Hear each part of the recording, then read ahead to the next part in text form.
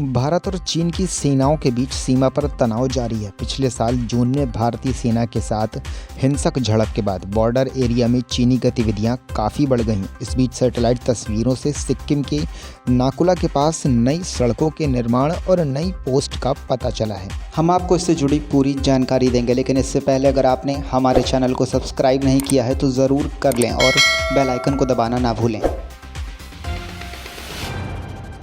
बता दें कि नाकुला के उत्तर में स्थित क्षेत्र डोकलाम में 2017 के विवाद के बाद पहली बार यहां चीनी गतिविधियों में वृद्धि देखी गई। लद्दाख स्टैंड ऑफ का विश्लेषण करने वाले सैटेलाइट तस्वीरों से पीएलए की मंशा को समझा जा सकता है। हाल ही में इस क्षेत्र में भारत और चीन की सेना आमने सामने आ गई थी। दोनों सेनाओं के बीच झड़प भी हुई। हालांकि स्थानीय कमांडरों द्वारा स्थापित प्रोटोकॉल के अनुसार इस मसले को हल कर लिया गया। जून 2020 और सितंबर 2020 तक की सैटेलाइट तस्वीरों की तुलना में स्पष्ट रूप से नाकुला के पास चीनी क्षेत्र में निर्मित नई सड़कें दिखाई देती हैं। इन तस्वीरों से चीनी कंस्ट्रक्शन का पता चलता है। सैटेलाइट तस्वीरों में किलेबंदी जैसी संरचना भी नजर आ रही है, जिसे सीमा के करीब के क्षेत्र में भी देखा जाता है। विशेषज्ञों का मानना है कि यह स्पॉट अस्थायी शेल्टर हो सकते हैं। इन्हें सैन्य वाहनों को पार्क करने के लिए भी यूज किया जा सकता है। चीन नाकुला से उत्तर पूर्व में लगभग 30 किलोमीटर की दूरी पर एक बड़ी सैन्य चौकी बनाता हुआ भी दिखाई दे रहा है। पीएलए में बख्तरबंद वाहनों की एक संभावित बटालियन की तैनाती भी उत्तर की ओर देखी गई।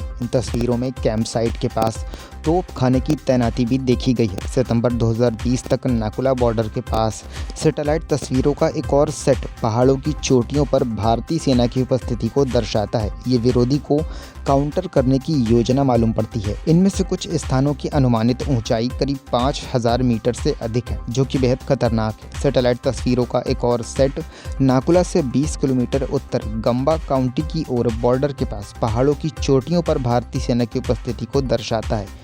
तस्वीरें उस अवधि के दौरान निर्मित नए स्ट्रक्चर को बताती हैं, लेकिन हाई रेजोल्यूशन तस्वीरों की गैर मौजूदगी के कारण सटीक जानकारी जुटा पाना संभव नहीं था। आपको बता दें, इस तरह की टेक्निक का यूज़ पहली बार यूएस बेस्ड जियो इंटेलिजेंस फर्म हॉकाई 360 द्वारा किया गया था, जिसने अगस्त 2020 में आरएफ सिग्नल्स को मैप किया था। हॉकाई 360 के एक विश्लेषक क्रिस बिगर्स ने इंडिया टुडे को बताया कि इस इलाके में शुरुआती तैनाती जुलाई 2020 में हुई होगी। हालांकि ये स्थान डोकलाम स्टैंड ऑफ के बाद से एक्टिव हो गया था। इस स्थान के बारे में नवंबर 2020 में स्पेस फर्म प्लैनेट लैब्स द्वारा ली गई हाई रेजोल्यूशन की सैटेलाइट इमेज महत्वपूर्ण डिटेल प्रदान करती है। गौरतलब है कि गलवान झड़प के बाद चीन और भारत की सेना के बीच बात चल रही है। ऐसे में सिक्किम के पास चीनी सेना की हिमाकत से माहौल गर्मा गया है। इससे पहले दोनों देशों के बीच कई राउंड की वार्ता हो चुकी है।